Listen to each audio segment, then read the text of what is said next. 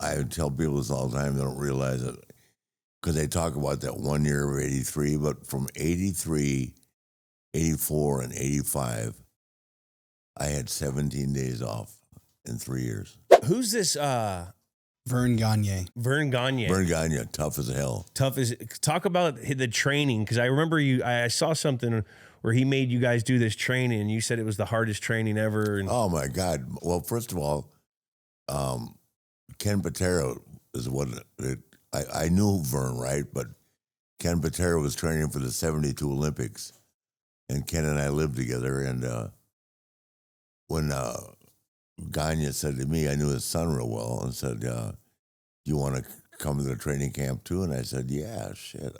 But I was 300 pounds. I could total 1640 in the power lifts. I was training with Ken. I just got, big. And so I'm thinking, I'm thinking of Dick the Bruiser and the Crusher. The first day out there, we trained at his farm out in Wayzata. 2-mile run in a cornfield, right? 500 free squats, 250 push-ups, 250 crunches. Ooh. How long do you think it took me? 12 hours? Huh? 12 hours? 7. 7? Yeah. Wow. I mean, that's quit. You're a 300 pound guy. That's fucking big. I hadn't run a mile since I was a freshman in college. But 7 hours. I quit. When did it become easy? Did it ever become easy? Did you keep on doing it? It took me 3 months. But I quit twice. But Vern came over and got me. Literally, as it says in my 30 for 30, he literally slapped me across the face, threw me out in the front yard. Said, "You've quit everything you've ever done in life. You ain't quitting me." Okay. God, it was brutal. Now was that? I mean, that was probably. No, think about this. You know how you wheelbarrow, right? Yeah. Up 22 flights of stairs. Ooh. Are you kidding? Hold the guy's legs, and then you got to crawl like this. Shoulders. Then you carry him down. Oh my God. That's like some Navy SEAL shit. Yeah. You would not imagine. Remember Brian Oldfield? The shot putter? Yeah, it's a little before. I wasn't a shot putting guy, but... No, but you know the name, right? Yeah. Like he lasted 1 hour. Gee. He walked out of there and said, "Screw this." Now, so many pro football players have tried to come in the old days. Yeah. Otis Sistrunk, for the guy from the Raiders. Yeah. He lasted an hour. Who was the guy in the Steelers that was shooting the gun? Played with me and Joe Green in that. Shooting the gun on the Steelers. I can't remember. Anyway, he came. He lasted a day. So. And where was it at? At his farm in where? At his farm in Wayzata, Minnesota. Minnesota. Yeah. So what time of year is this? You said it was cold. It was, the Olympics were over in September. We trained October, November, December. Then I had my first match in January of '73. And nobody told us what to do. No one told you what to do. I said, what do we do? He said, "Go out there and do what I taught you." I said, "What does that mean?" So... You were in hella good shape, though. You were in some shape. I was in good shape, yeah. That's never been an issue for me. It's just toning it down. I never knew when to go to bed. Yeah, I get it. Yeah. So you played football at Minnesota for a minute, right? Yeah. Freshmen weren't eligible, but I played. Yeah. How was that? I would have started my sophomore year, but they put me in summer school. And I lasted 2 days and got in my car. There was no cell phones or anything back then. Drove to Chicago to see my friend at the Wirtz family that owned the Blackhawks and the Bulls and all that. Mm-hmm. And they did own the Bulls before they sold them to Jerry Reinsdorf. But my parents thought I was in school. They had no idea where I was. So I kind of went into my own life when they put me in boarding school. Yeah. 15, you just street smart, hitchhiked to Miami 3 times. That was exciting when 15 years old hitchhiking down the road. Now, what do you say to someone when you're hitchhiking? Like, how do you wave them down? Give me the pitch. If I'm driving down the car, 15-year-old... But you have to remember now, this is in the 60s, right? Regardless, you gotta. I've never even heard of this. I'm like this. And so they stop and yeah, pick you up, yeah. That's crazy. Yeah, 4 girls from Michigan State picked me up. Nice. And I went all the way into Miami with them. Wow. That's like another the movie Dumb and Dumber. Yeah. The bus comes by. Yeah. Hawaiian Tropics girls. Oh my God. Yeah, Ron Rice. Ron. Me and Ronnie. I've had fun with him. Now, who are some of your wrestling heroes when you meet Vern, you start training? Who are some of the guys you idolize that you wanted to form your style off of? No, I idolized Dusty Rhodes. Dusty Rhodes. Yeah, I idolized Dusty. Yeah. Vern said to me, "Why do you like him? He can't work." I said, I think he's the greatest. You know, he was so charismatic. God, Good looking. The dream was one of one kind. Hard times. You put me through hard times, Ric Flair. Put me through hard times. Yeah. Who is the best wrestler to go out with? To party with? Yeah. Which decade? Let's each decade. Let's start 80s. In the 80s, Arn Anderson and I had a ball. And then I've had so much fun with The Undertaker. I lost 2 Rolex watches with The Undertaker. I love The Undertaker. He's the best. He can Paul drink Bearer. Jack Daniels, man. Oh. Jesus. Does Paul Bearer go out too? No, Paul Bearer was real calm. Yeah. But Taker and I would tear Europe apart. My God. We used to go on these European tours where they let us stay overnight in each town. Boy, that was rough. What was the best town? In Europe, I'd have to say the towns in Germany were the best. Germany. Yeah. England was good too. Manchester, London. I wasn't too crazy about Italy. Spain was okay. But the best trip is, Vince calls me and says that you and Taker are going to go wrestle in Japan. And then from there you go to London, right? For something. And then, so Taker and I take off and go to Japan. He wrestles Kurt Angle. I can't remember who I wrestled. Then we fly to London, right? And then we flew home, and we got so screwed up. So we apparently landed in Chicago, right? And he put my arms on. The cleanup crew woke me up. He said, "Mr. Flair, you have to get off the plane." And I said, where are we? And he left me with my hands over like Undertaker. Yeah. He put you in the casket. Yeah. He put you in the casket. Yeah. Yeah, he and I have had some good times. The Undertaker. Now, you were the driver for Andre the Giant? Yeah. I drove Andre for a year when he was Jean Frere. Yeah. Yeah. Now, I took him to Chicago and all that. And I'd take him to see all the bars. It was tremendous. what would you drive him in? What And he sat in the back seat of my car. a big guy? Oh, he wasn't as heavy then. When he first started, he was like, when I first met him, he was like probably 420, 430. But then, he eventually got to 560. Jesus. Yeah. We could drink, boy. Yeah. So you've never seen anybody like that in your life. I've heard 100. 106 beers. I saw him do it. Is he the best drinker of all time? Unbelievable. He drank a goddamn 747 out of every bottle of vodka on the plane. I mean, other people are getting served too, but boss, more vodka. You don't have any more? He called it. Bring me something else.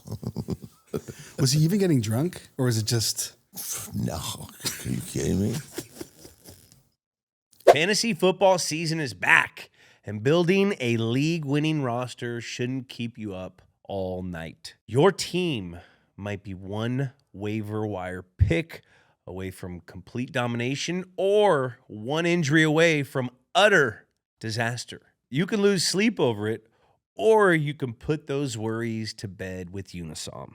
Unisom helps you fall asleep faster, wake up less, and feel refreshed in the morning. It's the #1 doctor and pharmacist recommended over-the-counter sleep aid brand.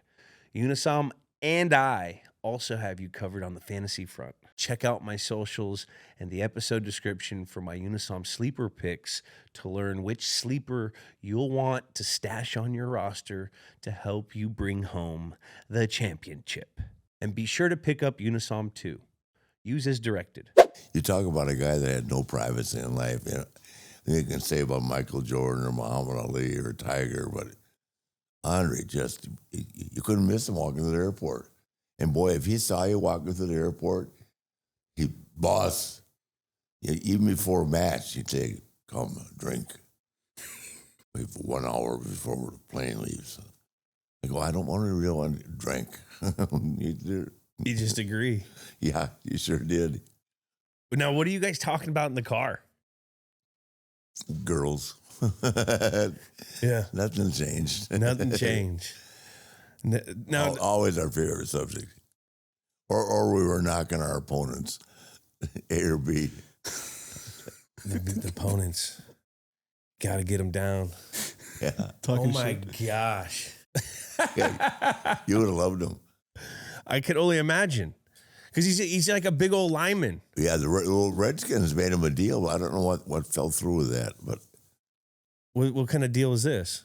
they were going to. They wanted him to play D tackle? Yeah. Wow. How do you think Andre the Giant would have been as a D tackle? At 425, horrifying. At 560, he could hardly move. His back was so bad. Yeah. But that was later in life. But at 425, Jesus, the guy could drop kick and everything. So he was pretty athletic too. Very athletic. He was a soccer player. Yeah. Head to toe, take us through a Ric Flair outfit back in the day. Head to toe. And I know you don't wear, you never wore the same outfit twice. Never. I saw that in all of your 300 pairs of alligator shoes from Bruce Friedman. You've ever heard of Friedman's? Oh, yeah. Yeah, they're everybody expensive. knows. Yeah. They're expensive. 300 pair. Why the alligator?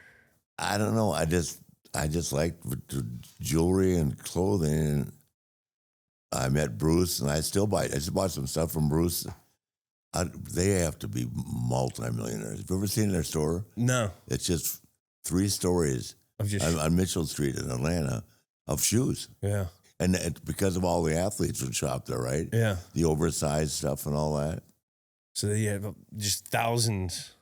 Yeah. What's the most lavish purchase you ever made? Most of clothing? Of anything? Probably the most. I bought an AMG S63 where they only made 160 of them. Oh, wow.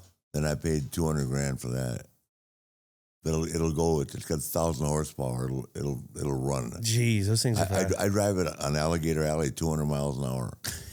Yeah, there's no cops, never. There's not even a chance of getting out there. And Porsches will pull up with me and all. I mean, it's kind of like, it's not like it's predetermined, but you know you're going to run into a car that wants to run. Are you a car guy? I love cars, but I'm not like queer form like I used to be. Yeah. Well, are you like the international cars or the old school muscle cars? No, I like the Mercedes. Mercedes? Yeah.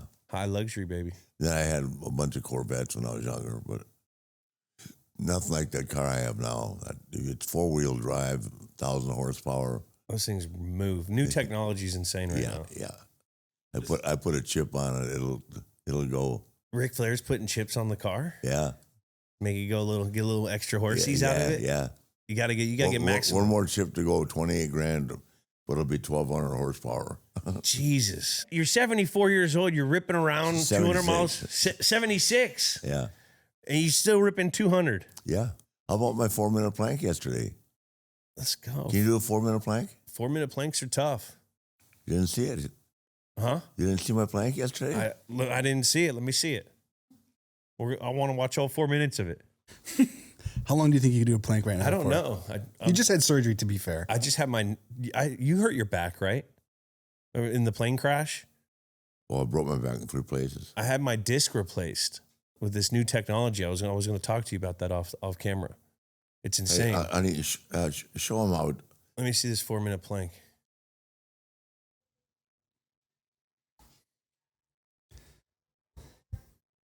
Look at it. Let's go. That's insane. Yeah. That's 4-minute plank.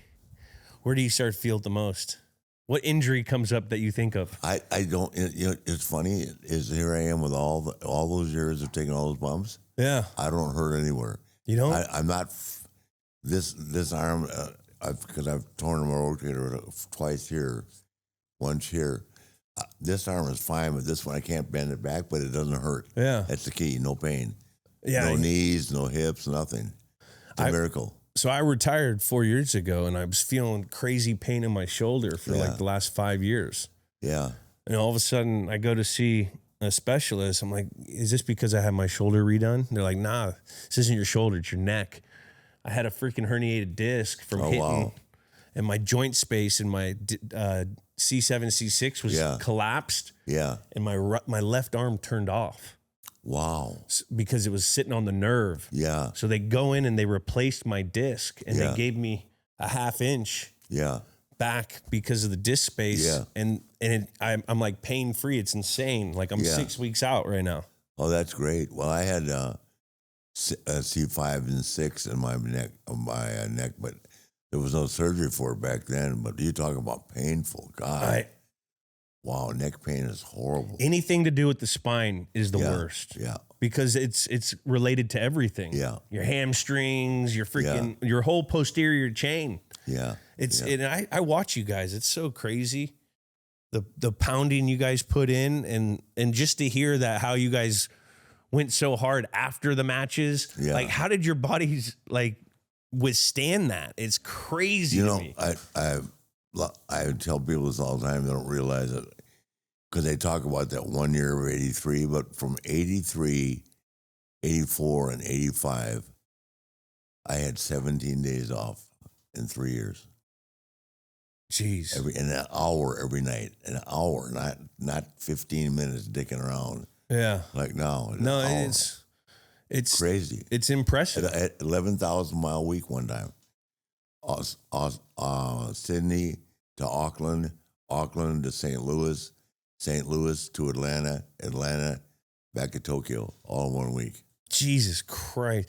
But you know what? You're the reason, you and your comrades that you guys are doing are the reason why the fucking WWE is what it is today. Yeah, but they don't see it like that.